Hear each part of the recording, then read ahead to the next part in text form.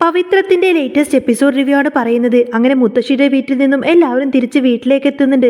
ആകെ ടയേർഡ് ആയിക്കൊണ്ടതിന് എല്ലാവരും ഉറങ്ങാൻ വേണ്ടി ഒരുങ്ങാണ്. ഇതേ സമയത്തിന് വേദങ്ങനെ കമലമ്മയോട് പറഞ്ഞിട്ട് അമ്മ ഞാൻ പറയുന്നത് കേൾക്കണം. ഇതൊരിക്കലും തെറ്റായിട്ട് എടുക്കാൻ പാടില്ല. അച്ഛൻ എന്നോട് വളരെയധികം സ്നേഹത്തോടെ എനിക്ക് സമ്മാനമായി തന്ന മാലയാണിത്. ഇതെനിക്ക് വേണ്ട അമ്മേ, ഇത് അമ്മ എടുത്തോളൂ എന്നൊക്കെ പറഞ്ഞുകൊണ്ടതിന് വേദങ്ങനെ കമലമ്മയുടെ കയ്യിൽ കൊടുക്കുമായിരിക്കും. ആ സമയത്തിന് കമലമ്മ ചോദിക്കുന്നുണ്ട്, ഇതെന്തിനാ മോളെ എനിക്ക്? അച്ഛമ്മ നിനക്ക് സമ്മാനമായി തന്നതല്ലേ ഇത്? അപ്പോൾ വേദ പറയുന്നുണ്ട്, എനിക്കിതിൻ്റെ ആവശ്യമൊന്നുമില്ലമ്മേ. ഇവിടുത്തെ മൂത്ത 2 മരുമക്കൾക്ക് കിട്ടാത്ത പരിഗണനയൊന്നും എനിക്കും ആവശ്യമില്ലമ്മേ. അച്ഛമ്മ പഴയ ആളാണ്, അതുകൊണ്ട് തന്നെ അച്ഛമ്മയെ പറഞ്ഞ കാര്യങ്ങളൊക്കെ മനസ്സിലാക്കുക എന്നുള്ളത് അത്രയും ബുദ്ധിമുട്ടുള്ള കാര്യമാണ്. അമ്മക്ക് ഏതായാലും ഞാൻ പറഞ്ഞ കാര്യങ്ങളൊക്കെ മനസ്സിലാവുമല്ലോ എന്നൊക്കെ പറഞ്ഞുകൊണ്ട് തന്നെ വേദ ഏതായാലും ആ ഒരു മാല എടുത്തിട്ട് കമലമ്മയുടെ കയ്യിൽ കൊടുത്തിട്ട് അവിടെ നിന്നങ്ങ് പോവാണ്. അതിനുശേഷം വേദ കിടക്കാൻ പോകുന്നത് വിക്രമിൻ്റെ മുറിയിലേക്കായിരിക്കും. എന്നാൽ വേദ വീണ്ടും തൻ്റെ റൂമിലേക്ക് കിടക്കാൻ വരുന്ന സമയത്തിന് അവിടെ വെച്ചിട്ട് വിക്രവും വേദയായിട്ട് പല രീതിയിലുള്ള പ്രശ്നങ്ങളൊക്കെ ഉണ്ടാവുന്നുണ്ട്.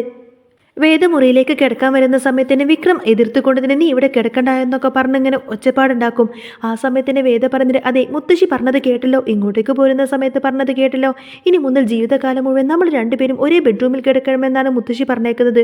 ആ സമയത്തിന് നീ ഇവിടെ കിടക്കണ്ട എന്ന് വിക്രം പറയുന്ന സമയത്തിന് എങ്കിൽ ഞാൻ ഇപ്പം അച്ഛമ്മയെ വിളിക്കുമെന്ന് പറയും. വേദ പെട്ടെന്ന് തന്നെ ഫോൺ എടുത്തുകൊണ്ട് തന്നെ അച്ഛമ്മയെ വിളിക്കാണ്. ആ സമയത്തിന് വിക്രം ദേഷ്യപ്പെട്ടുകൊണ്ട് തന്നെ ചോദിക്കുന്നുണ്ട്, നീ എന്തിനാ ഇപ്പം ആ മുതുക്കിയെ വിളിക്കുന്നത് എന്ന് ചോദിക്കും.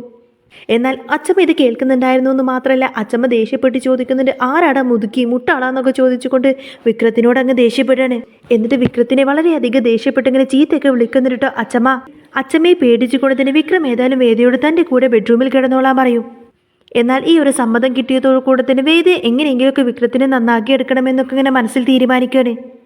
ഇനി എന്ത് റിസ്ക് എടുത്തിട്ടാണ് വേണ്ടല്ലേ വിക്രത്തിനെ തൻ്റെ വരുതിയിലാക്കണമെന്നൊക്കെ ചിന്തിക്കുന്നുണ്ട് വേദ. പിന്നീട് അങ്ങനെ പിറ്റേ ദിവസം രാവിലെ ആവുന്ന സമയത്തന്നെ വേദ വന്നിട്ട് ഇങ്ങനെ കമലമ്മയോട് പറയുന്നുണ്ട്, അമ്മേ ഞങ്ങൾക്കൊന്ന് അമ്പലത്തിലേക്ക് പോകണം, വിക്രമും എൻ്റെ കൂടെ വേണമെന്ന് കേൾക്കുന്ന സമയത്തിന് വിക്രത്തിന് അങ്ങ് ദേഷ്യം വരാണ്. എന്നിട്ട് പറയുന്നുണ്ട്, ഓ ഇനിയിപ്പം ഞാൻ നിൻ്റെ കൂടെ അമ്പലത്തിലേക്ക് വരേതിൻ്റെ കുറവേ ഉള്ളൂ.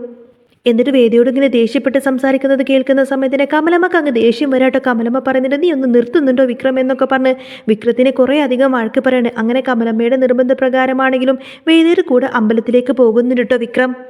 എന്താണെങ്കിലും 2 പേരും അമ്പലത്തിലേക്ക് പോയിക്കൊണ്ടിരിക്കുന്ന സമയത്തായിരിക്കട്ടോ പോലീസുകാർ വന്നിട്ട് കള്ളക്കേസിൽ ഇങ്ങനെ വിക്രമിനെ വന്ന് അറസ്റ്റ് ചെയ്യുന്നത്.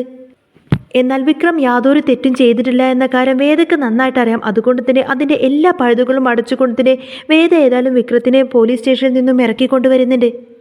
വിക്രത്തിനെ കയ്യിൽ കിട്ടിയ പാടെ പോലീസുകാർ നല്ല രീതിയിൽ തന്നെ വിക്രത്തിനെ മർദ്ദിച്ചിട്ടുണ്ടാവും. എന്നിട്ട് തിരിച്ച് വീട്ടിലേക്ക് എത്തിയതിനു ശേഷം വിക്രത്തിൻ്റെ ആ ഒരു അവസ്ഥ കാണുന്ന സമയത്തിന് വേദയ്ക്ക് വല്ലാത്ത സങ്കടം തോന്നുകയാണ്.